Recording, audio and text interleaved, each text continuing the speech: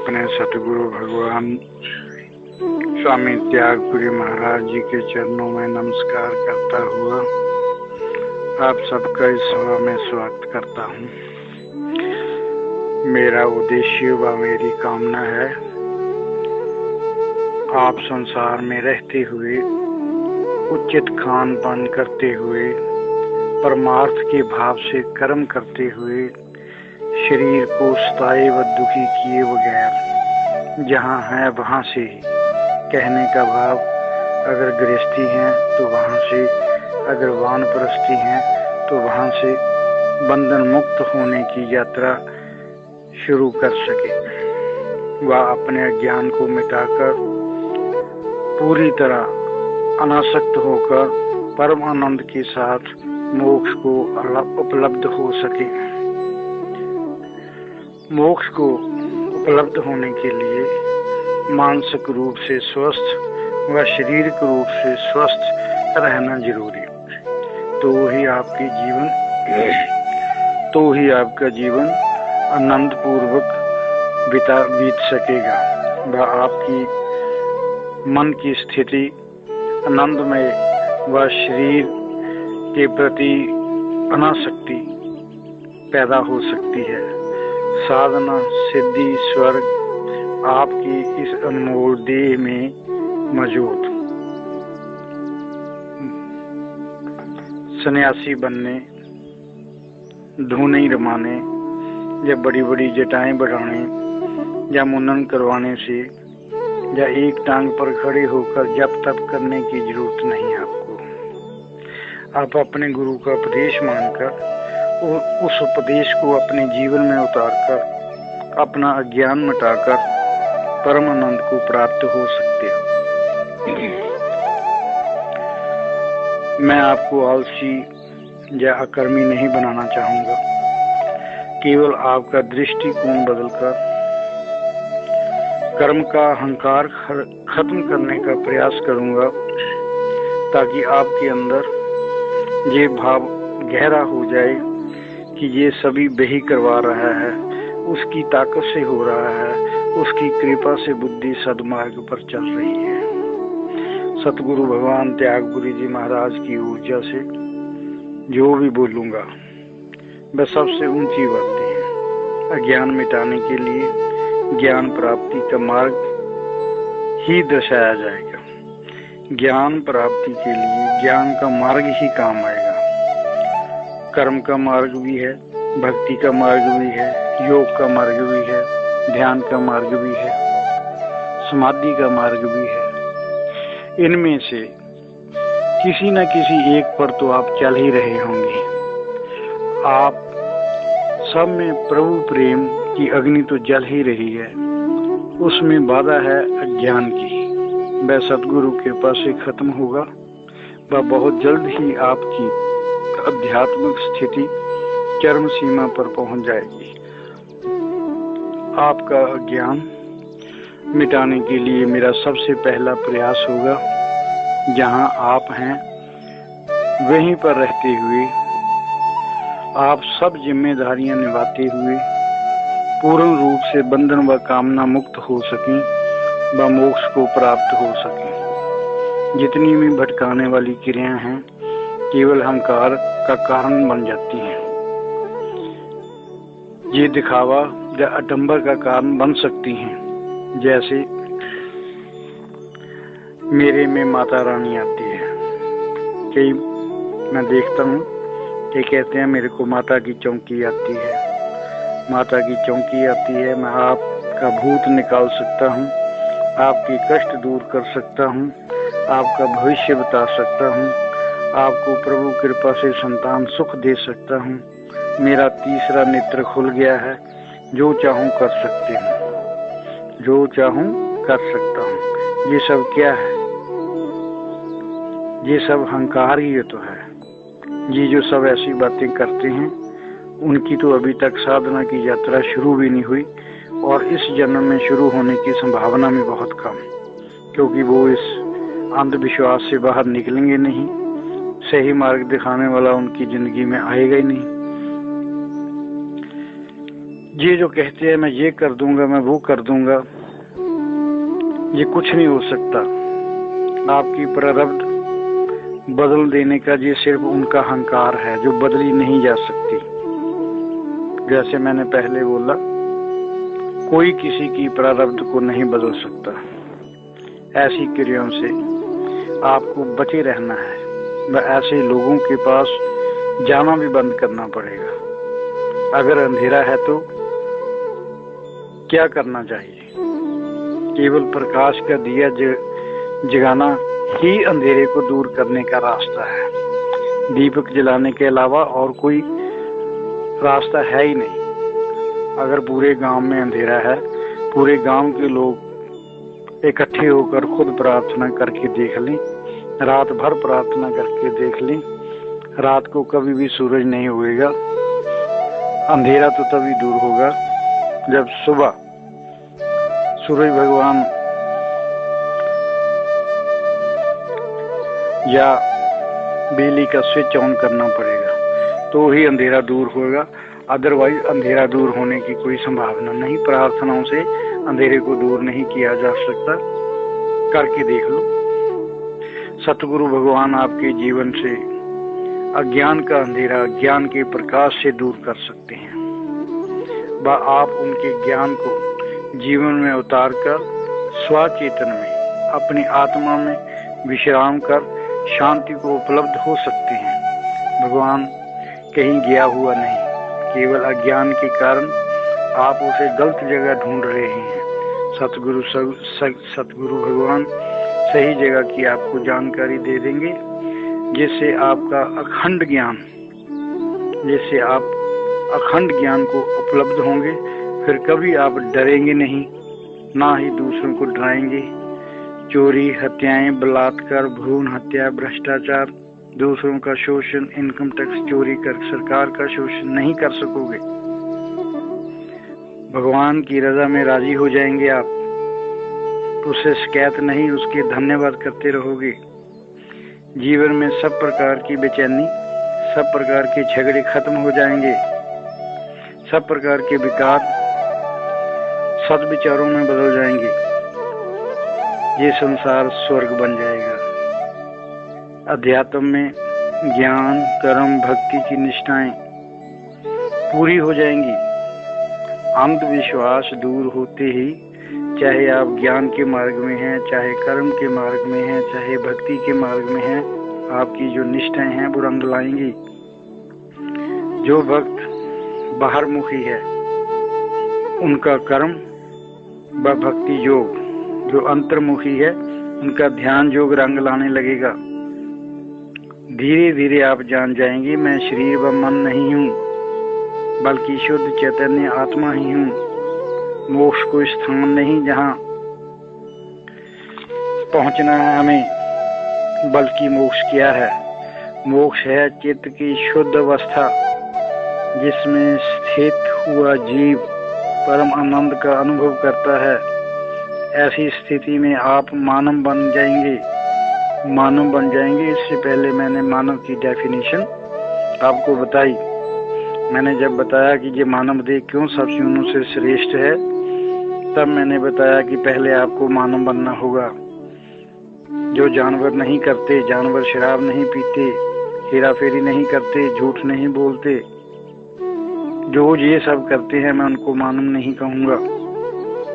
जब आप बन जाओगे, फिर हर कर्म निष्काम भाव से, लोक हितार्थ भाव से, ईश्वर की आज्ञा समझते हुए करोगे। फिर कैसे बेईमानी, हेरा फेरी, दगाबाजी कर सकोगे?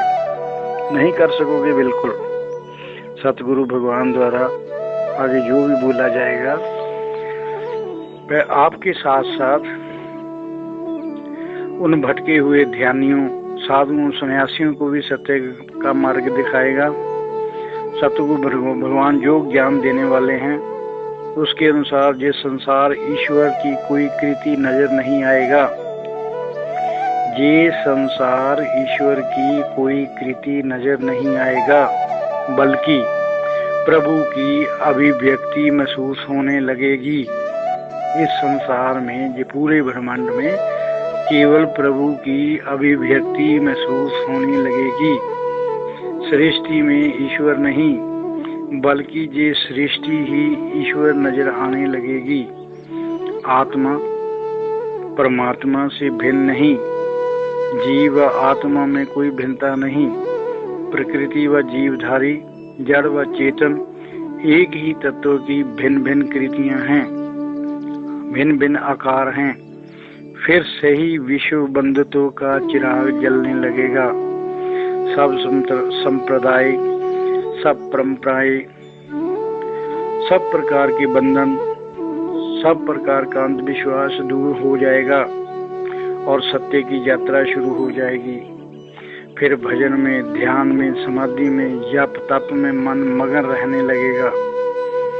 सच्चिदानंद तू नित्य निर्द्वंद तू जीव माना,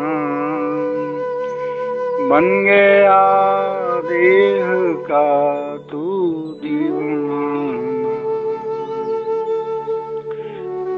सच्चिदानंद तू नित्य निर्द्वंद तू जीव माना, बन गया देह का तू दीवाना।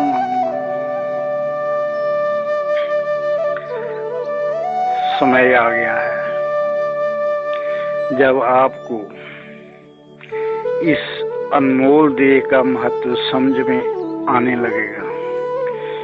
जीव जब इस अनमोल देह को त्याग कर मन व वासनाओं सहित अपने सूक्ष्म शरीर में रहता हुआ इस ब्रह्मांड में घूमता है, उस काल में उसे अपने कर्मों अनुसार स्वर्ग व नरक महसूस होता है। वह पुनः अन्नमय शरीर मिलने तक, कहने का भाव इस मानव देह की मृत्यु के बाद और अगला जन्म होने तक जो बीच का पीरियड है उसको हम ड्रीम पीरियड भी कह सकते हैं। उस बीच जीव का आध्यात्मिक विकास नहीं होता। मानव शरीर के बगैर जीव आत्मा का विकास नहीं हो सकता। मानव देह के बगैर आपका प्रभु से मिलन नहीं हो सकता। इसलिए ही इस देह को अनमोल कहा गया है।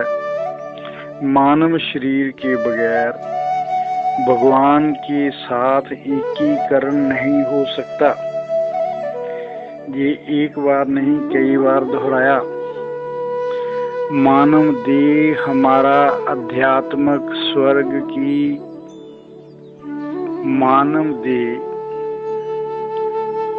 अनमोल हमारा आध्यात्मिक स्वर्ग व नरक व मन की भूमिका मानता है। हमारी देह और हमारा अध्यात्म, देह अध्यात्म, इसी देह के द्वारा हम अध्यात्म की यात्रा शुरू करेंगे। इसी देह के द्वारा ही हम परमात्मा को जानने की कोशिश कर रहे हैं। जब ये देह नहीं रहेगी तो ऐसी यात्रा हम शुरू नहीं कर सकते। हमारा अध्यात्म, हमारी जो अध्यात्म की फिलॉसफी है उसमें नरक व स्वर्ग की जो भूमिका है वो मन की भूमिका है। ड्रीम पीरियड में दुख व पीड़ा के कारण मन की वासनाएं ही हमें स्वर्ग नरक का महसूस करवाती हैं। मन की वासनाएं भोगने के लिए तड़पता है जीव। जब उसके पास अन्नमय शरीर नहीं होता, सूक्ष्म शरीर में जब वो ब्रह्मांड में घूमता है तो उसके मन में जो सूक्ष्म वृत्तियां रहती हैं, सूक्ष्म कामनाएं रहती हैं और वो कामनाओं को भोगने के लिए वो तड़पता है। वासनाएं भोगने के लिए अन्नमय शरीर चाहिए, वह उसके पास नहीं होता। इसलिए पुनः जन्म लेने की आकांक्षा उसे तड़पाती रहती है। अपने कर्मों अनुसार जीव को शरीर निश्चित समय के बाद ही मिलता है और बिना शरीर के कारण वह भटकता रहता है। विषयों को भोगने की कामना उसे तड़पाती रहती है। विषयों के प्रति कामना होना ही जन्म मरण का कारण है।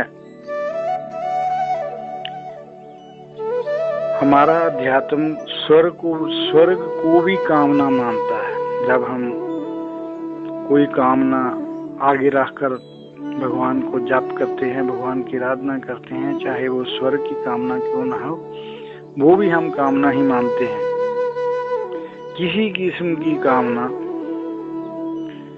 जीव की सर्वोपरि अवस्था में नहीं ली जा सकती। इसलिए जीव की ये अवस्था भी जब कामना है उसमें सबसे ऊंची अवस्था नहीं है। स्वर्ग की कामना भी बंधन है। जीवन की सर्वोच्च स्थिति है कि वह विषयों से मुक्त होकर अपनी स्थिति परमात्मा में महसूस करे कि परमात्मा मेरे बीच है, चाहे किसी भी शरीर में हो। पर ये भाव अन्नमय शरीर में अगर प्रगाढ़ है तो ही सूक्ष्म शरीर या कारण शरीर में प्रगाढ़ रहेगा।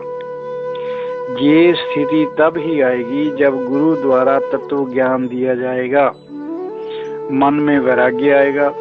इस वैराग्य में भगवान मिलन की कामना के अलावा सब विषय व वासनाएं खत्म हो जाएंगी। मन इनसे पूरी तरह रहित हो जाएगा। मेरे मित्रों, संसार की लीला में जो कुछ हो रहा है वह सब आत्म अज्ञान के कारण, किसी बुद्ध पुरुष के कारण ही आप में ज्ञान की ज्योत जग सकती है। शरीर भी स्थूल, सृष्टि भी स्थूल, इसमें आत्मा सूक्ष्म है। वह इन इंद्रियों द्वारा देखी नहीं जा सकती। किसी सिद्ध पुरुष की कृपा से ही आप अहंकार से मुक्त, मन के भावों व कामनाओं से मुक्त, शास्त्रीय ज्ञान व सब प्रकार के अंधविश्वासों से मुक्त होकर फिर ही उस रास्ते पर चल सकते हो। समर्पण भाव तब ही आएगा जब इन आडंबरों से बाहर निकलोगे और समर्पण भाव से ही गुरु की दया आप पर बरसेगी। समर्पण भाव से ही अंधकार व वासना से मन खाली हो सकता है। मेरे देखने में आया है, कई बार लोग आते हैं, कहते हैं स्वामी जी बहुत शराब पीता हूँ, छूटती नहीं। जब मैं कहता हूँ मुझे आपके चढ़ावे की जरूरत नहीं, किसी तरह के चढ़ावे की जरूरत नहीं, कुछ भी नहीं चाहिए, आपसे सेवा भी नहीं चाहिए, बस अपनी शराब ना पीने की आदत, आज के बाद शराब ना पीने का संकल्प मेरे सामने करके जाओ। और संकल्प भी कर लेते हैं और कुछ ही दिनों बाद फिर आगे से भी ज्यादा पीनी शुरू कर देते हैं। ऐसे लोग अगर अपना अहंकार व वासनाओं से मुक्त होने का संकल्प भी करें तो संत कैसे मान सकते हैं कि ये उस संकल्प को पूरा करने की कोशिश करेंगे। ऐसे लोगों के प्रति संतों के मन में कभी दया भाव नहीं आ सकती। संतों की कृपा बिना संसारिक कष्ट खत्म होने की कोई संभावना नहीं। आप संतों को महाराज बोलते हैं, क्यों? क्योंकि उनके मन में कोई कामना नहीं होती, कोई बंधन नहीं होता, किसी विषयों से नहीं बंधे होते, व किसी से संबंध नहीं होता, उन्हें कोई चिंता नहीं होती। केवल भगवान और वो, उनके बीच तीसरा नहीं होता। आपके अध्यात्म की महल पूरी हुई। जो आपके अध्यात्म महल बनाने की मैं नींव पहले खोदी, फिर नींव की भराई की। अब तकरीबन जो कुछ मैंने बोला, अगर उसमें से 30% भी आप अपने जीवन में उतार सके तो सतगुरु भगवान की तरफ से गारंटी है कि आपकी अध्यात्मिक यात्रा शुरू हो जाएगी और धीरे धीरे आपका जो अज्ञान है वो खत्म होना शुरू हो जाएगा और ज्ञान का प्रकाश चारों ओर प्रकाश ही प्रकाश, और बिन दिए के प्रकाश, ऐसा प्रकाश जिससे सब प्रकाश लेते हैं। अध्यात्म के रास्ते पर पहुंचने के लिए मन के विकारों से मुक्त होकर वैराग्य की पहली सीढ़ी। अब महल बन गया, अब सीढ़ियां बनाएंगे और एक एक करके अब जो बात मैं कर रहा हूं ये है अध्यात्म की बात। अध्यात्म के रास्ते पर चलने से पहले या चलने के लिए मन को विकारों से मुक्त करके मन में वैराग की भावना पैदा होनी, ये पहला कदम है। वैराग के अभाव से परफेक्ट संत भी आपके अंदर ज्ञान की ज्योत नहीं जगा सकते। विकारों के खत्म होते ही वैराग्य उत्पन्न हो जाता है। अब ध्यान से सुनो, मैंने पहले वैराग की बात की। वैराग उत्पन्न कैसे होगा, वैराग आएगा कैसे? एक तो होता है टेम्परेरी वैराग, एक होता है पूरा वैराग। विकारों के खत्म होते ही वैराग्य उत्पन्न हो जाता है और आत्मज्ञान से मोक्ष तक की सर्वोपरि स्थिति में जीव स्थित होने की यात्रा शुरू कर देता है। सतगुरु ने शुद्ध व स्वस्थ बनाने में कोई कसर नहीं छोड़ी। आपका अंतःकरण शुद्ध व स्वस्थ बनाने में सतगुरु ने कोई कसर नहीं छोड़ी। इसलिए पूरा विश्वास है आत्मज्ञान के गुरु प्रसाद से आपकी झोली जरूर भरेगी। अगर आपको मेरी बात सुनकर उस पर विश्वास हो जाएगा तो आपको फिर जानने, पढ़ने या करने के लिए कुछ भी बाकी नहीं रहेगा। भगवान के नियम अटल। प्रारब्ध के अनुसार आपको शरीर मिला, प्रारब्ध के अनुसार चलेगा। आगे की प्रारब्ध का निर्माण करने के लिए आप स्वतंत्र। भगवान आपके अंदर सदा मौजूद रहेंगे। आप उससे कुछ छिपा नहीं सकते। जैसी करनी करोगे वैसी भरनी पड़ेगी। परंतु न्यायकारी होने के कारण, भगवान न्यायकारी होने के कारण आप द्वारा किए कर्मों का जरूर फल देगा।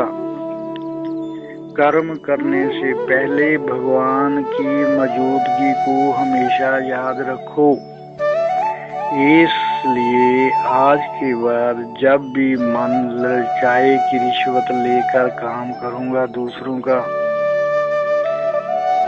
तो ये मत समझिए कि भगवान से चोरी आप रिश्वत ले सकते हैं। भगवान से चोरी कोई काम नहीं हो सकता। सो कर्म करने से पहले भगवान की मौजूदगी को हमेशा याद रखो और ये भी ध्यान में रखो कि इसका भुगतान तो करना ही पड़ेगा। कोई ऐसी कृति नहीं जिसमें वह मौजूद नहीं। आप भी भगवान की कृति होने के कारण मन, बुद्धि, शरीर नहीं, परंतु भगवान का मंदिर हैं। आज के बाद सब भ्रम, सब प्रकार का ज्ञान मिटाकर शांत व केवल दृष्टा व साक्षी हो जाओ। संसार के बंधनों से मुक्त होकर स्वतंत्र हो जाओ।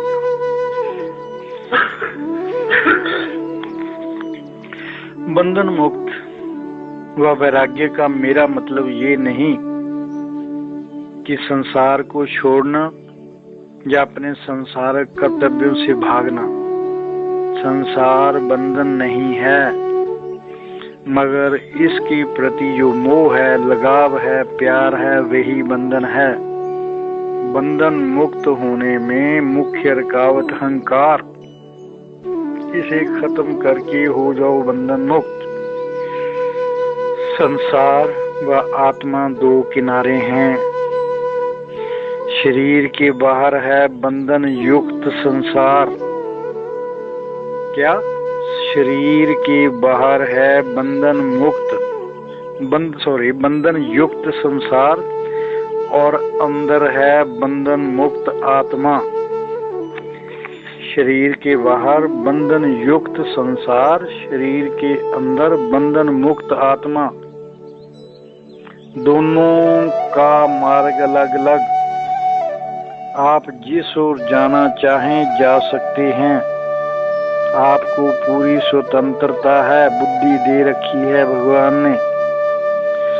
बंधन युक्त संसार के मार्ग पर चलकर दुखों की दलदल में धंस सकते हो। दृष्टि परिवर्तन करो। संसार में रहते हुए सब प्रकार के कर्तव्यों का निर्वाह करते हुए अकर्मी बनकर परम आनंद को प्राप्त करने के अधिकारी बन जाओ। परम आनंद तक ले जाने के लिए भगवान ने संतों का प्रबंध कर रखा है। संत आपको सांप्रदायिकता से मुक्त कर पूर्ण स्वतंत्र बनाकर परमहंस बना सकते हैं। मैंने पहले आपकी आध्यात्मिक यात्रा शुरू करने की तैयारी करवाई। अब यात्रा की पहली पौड़ी पर आपको चढ़ाने की तैयारी कर रहा हूँ। बंधन युक्त संसार बाहर, बंधन मुक्त आत्मा अंदर, दोनों के बीच शरीर। शरीर का किसी से परमानेंट रिश्ता नहीं। आत्मा का परमात्मा से परमानेंट संबंध है। इस शरीर का परमानेंट किसी से संबंध ना होने के कारण भी अहंकार वश इस देह का अभिमान नहीं छूटता। ये छोड़ना ही होगा। जैसे भगवान बोलते हैं, बन गया देह का तू दीवाना। अब सुनो, झूठ मूठ के दीवाने बनकर क्या होता है। अगर तो इसमें समझते हो कि ये भगवान का मंदिर है, पवित्र मंदिर है, इसको मैं पवित्र रखूंगा, फिर तो इसके दीवाने बन सकते हो। परंतु जब इसमें पूरे विकार भरे पड़े हों, अहंकार भरा पड़ा हो, तब इससे बंधने का कोई कारण नहीं। संसार में सब कुछ जिसे तुम अपना समझ रहे हो, वह इस देह के अभिमान के कारण ही।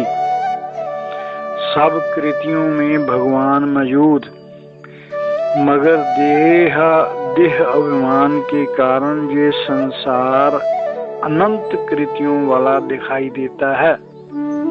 हर कृति अलग अलग दिखाई देती है, हर जून अलग अलग दिखाई देती है।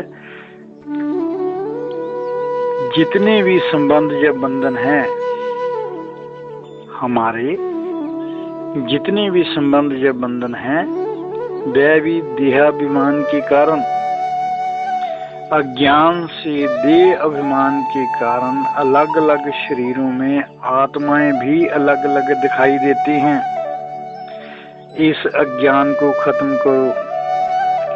जीव आत्मा का पूरा ज्ञान प्राप्त करो। आत्मा मरती या जन्मती नहीं, जीव ही प्रारब्ध बस अपनी वासनाओं के कारण मरण जमन के चक्कर में फंसा हुआ है। जीव आत्मा व परमात्मा की एकता का अखंड ज्ञान प्राप्त करके परम ज्ञानी बनाना मेरा उद्देश्य है।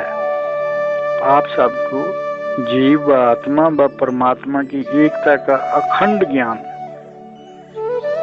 देकर आपको परम ज्ञानी बनाना ही मेरा उद्देश्य है। ये मेरा ये तेरा अपने व पराये के भेद भी इस देह के कारण,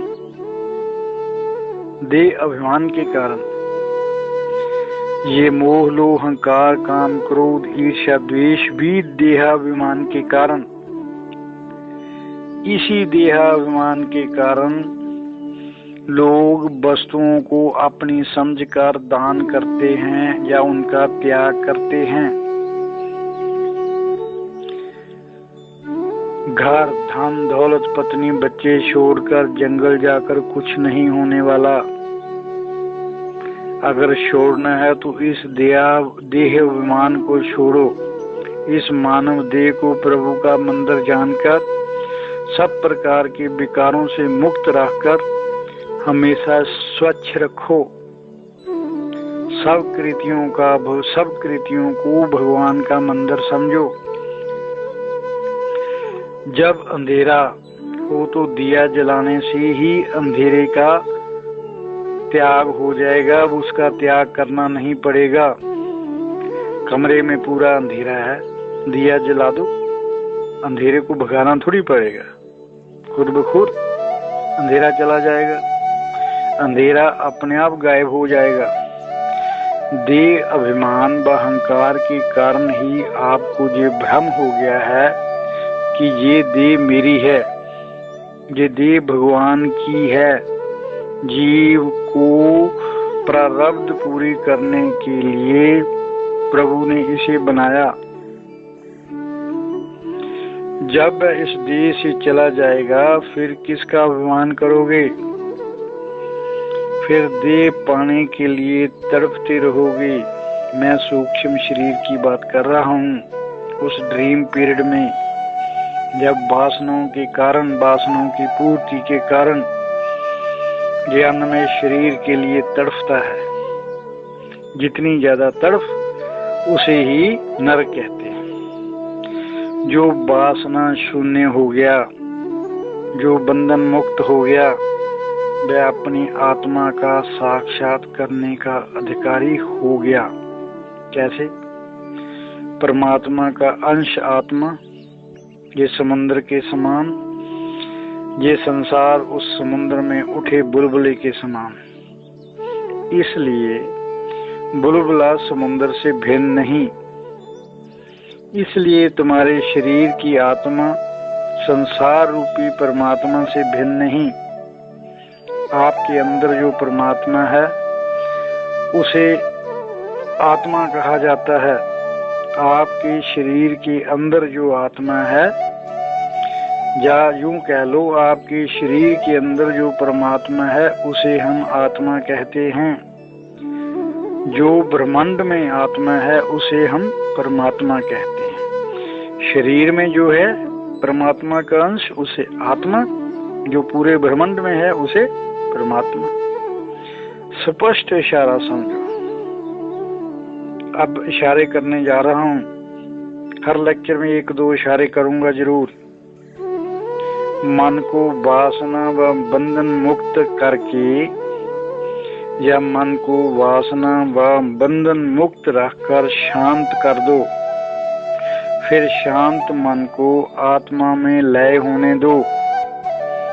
आत्मा में लय होने से सारा संसार लय हो जाएगा।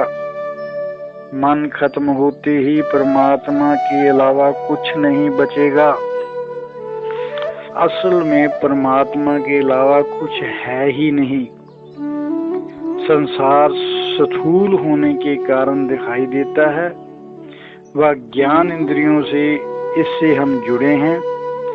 आत्म तत्व इंद्रियों को ताकत देता है इस संसार को देखने व भोगने की, परंतु वह सूक्ष्म होने के कारण जो इंद्रियों को ताकत देता है उसकी बात परमात्मा इंद्रियों को संसार से जुड़ने, संसार को देखने, संसार को भोगने की ताकत जो देता है वह सूक्ष्म है, और सूक्ष्म होने के कारण इन इंद्रियों से नहीं देखा जा सकता। उसे मन महसूस कर सकता है। वह महसूस करते करते उसमें अपने को समा देना होगा, अपने को खत्म कर देना होगा। यही तरीका है, चाहे उसको निर्विकल्प समाधि कहो, चाहे उसको शून्य अवस्था कहो। हरिओम। ये विश्वास करो, आप शरीर नहीं हो।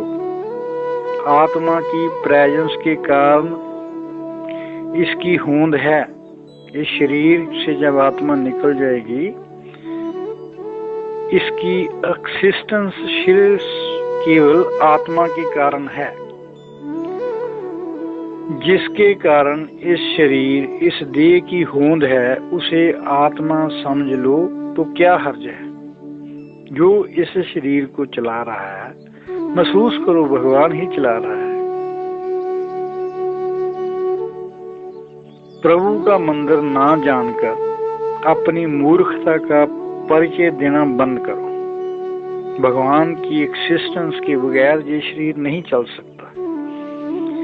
जब उसकी ताकत के बिना ये चल ही नहीं सकता, तो उस भगवान की इस शरीर में प्रेजेंस को मानो, वह हमेशा महसूस करते रहो। सुख दुख अशांति मन के धर्म हैं, आशा निराशा चित्त के धर्म हैं, जीवन व मृत्यु इस शरीर का धर्म है। तुम इन सब से परे शुद्ध बुद्ध चैतन्य आत्मा हो, साक्षी हो। बार बार बंधन मुक्त होने की बात कर रहा हूं। मन का आत्मा में लय करने की बात कर रहा हूं, क्योंकि वासना से बंधा चित्त ही बंधन है। जब मन कुछ चिंतन करता है, कुछ ग्रहण करता है, कुछ त्याग करता है, दुखी व सुखी होता है, इसका कारण बंधन है। संसार से बंध सकते हो, आत्मा नहीं बांधी जा सकती। मन के विचारों को नहीं बांधा जा सकता। साधना के बगैर, प्रभु कृपा के बगैर या गुरु की कृपा के बगैर आपका मन कभी भी शून्य अवस्था को उपलब्ध नहीं हो सकता। इच्छा पूर्ति हेतु संघर्ष करते रहोगे, नई नई कामना उठती रहेंगी। कामनाओं को पूरा करने के लिए संघर्ष करते रहोगे, दूसरों को कष्ट पहुंचाते रहोगे, दूसरों से झूठ बोलकर उनका शोषण झूठ हेरा फेरी करके अपनी तिजोरी को भरते रहोगे। हिंसा व हत्या भ्रष्टाचार करने से नहीं रोक सकोगे अपने आप को। अनेक प्रकार के अच्छे बुरे कर्म करते रहोगे।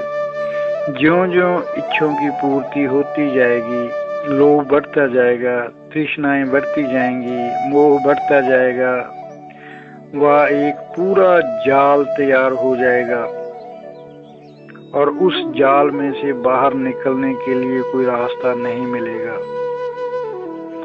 जब भगवान कुछ देता है तो खुश होते हो, जब परमात्मा नहीं आपकी इच्छा पूरी करता तो भगवान को कोसते हो, अपनी किस्मत को कोसते हो और दुखी होते हो,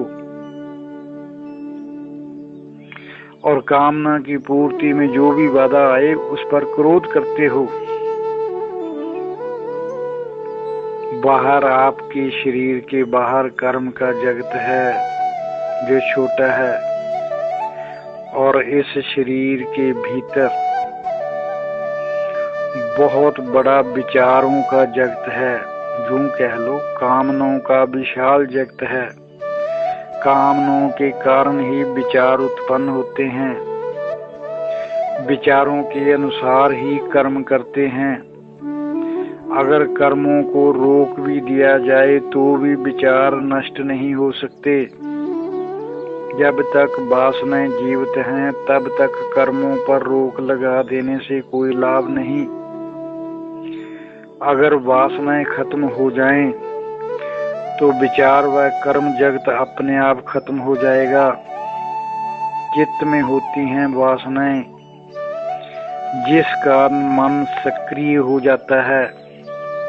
मन सक्रिय होने से ही विचार उत्पन्न हो जाते हैं, विचार उठते हैं। इन विचारों को बुद्धि नियंत्रण कर सकती है। वह थोड़े ही विचारों पर फैसला करके कर्म करने का अपनी कर्म इंद्रियों या ज्ञान इंद्रियों को आदेश देती है। डिसीजन कौन करता है? बुद्धि। तब शरीर कर्म में उतरता है। पहले मन ने जब अपने कर्म इंद्रिय हाथों को दिया, इसको एक इससे ये कर दो, इस हाथ से ये कर दो, तभी हाथ करेगा। इसलिए अपने मन के मालिक बनो। मन तब सोचे जब तुम चाहो।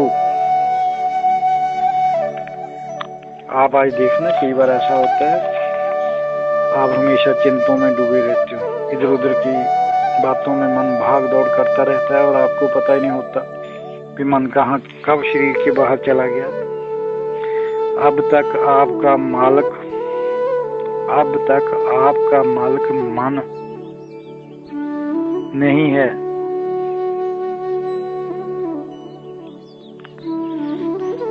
अब तक आप अपने मन के मालिक नहीं बन सके।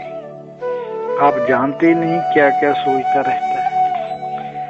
वासनाएं आपके अनुसार होनी चाहिए, मन आपके अनुसार चलना चाहिए।